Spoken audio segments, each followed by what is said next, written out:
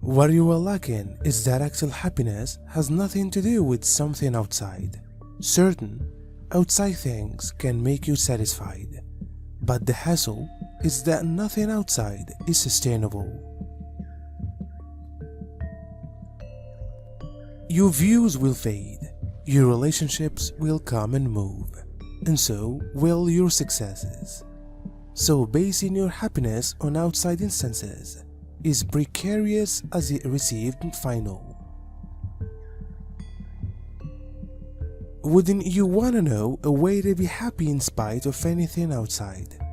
How would it sense to know that being happy is completely inside your control? That you don't must rely on whatever outside to be glad?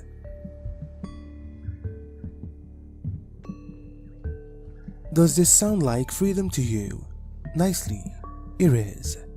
And you do have the power to be remarkably glad every single day of your life, despite whatever outside.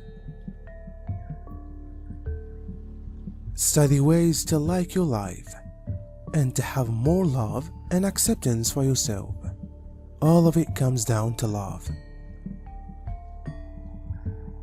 The more we love ourselves, the more we can receive ourselves, and the happier we are able to be.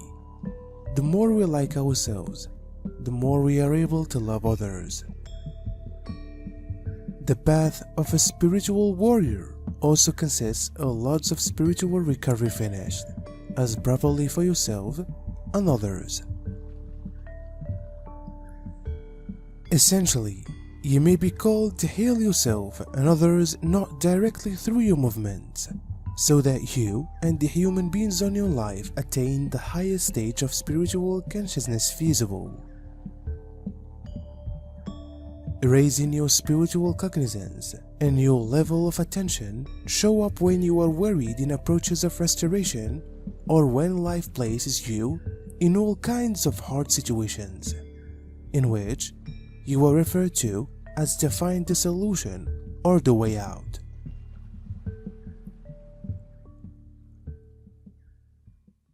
Being a spiritual warrior often calls for being a stand or a rock for yourself and others, status for what is right, and protecting the spiritual truths. The more we like others, the more linked we feel, and the happier we are. The reason it feels so hard to like ourselves is due to our conditioning. This conditioning comes inside the form of our parents, instructors, community, church, peers, and so on. We had been conditioned to assume and trust in a positive way. A lot of the time that is bad questioning or judgments in opposition to ourselves. But this conditioning, this perception gadget that we've created about ourselves, is in our fact. As we begin to be more loving, it could experience inauthentic, and our conditioning will possibly argue with us and ramp up the negativity. We have to truly reprogram our minds to be more loving, and this takes consciousness, time, and practice. Please be patient with yourself. And is the inevitable rate we pay for being alive. Still, loss will take us to the outermost realms of our souls and into an undying, unrecognizable territory. A form of wildness comes over us within the torrents of grief that wash over us. How can we sense a person after they are not with us?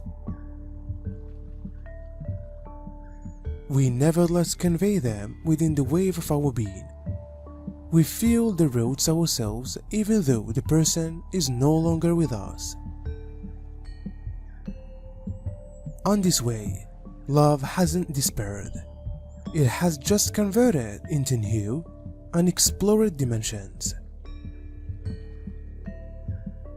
We seize their names, remember them as we knew them, only even as wondering how they have transformed. We desire that they had been here to see how we have transformed. This doesn't mean that we stuff our emotions. Either way, that a tough situation doesn't need to ruin our day or make us grumpy. In our approach, we acknowledge how we are feeling and attend to ourselves in a loving way, knowing that becoming grumpy or defeated received help the scenario or move it ahead. We are human, so of course, we can still feeling grumpy or defeated at times, but the more we exercise sitting with our feelings and accepting what, the less this could take place. Situations in no way stay the same. We can have difficulties, however, they won't last forever, and we are able to have lots of pleasure, but that still gained final forever. You frames a channel and consciousness flows through it. So, psychic urges and intuitive knowings glide through you because the channel or conduit, you understand and get hold of things that cannot be visible. You would possibly have flashes of insight that can't be proven through the physical senses. You could know what a person is said to mention, however, feel it deep within inside the cells of your middle, or see visions and imagery in your thoughts. The critical thing to be aware of is that those visions or imagery will usually be related to the intestine emotions and sensations you feel inside.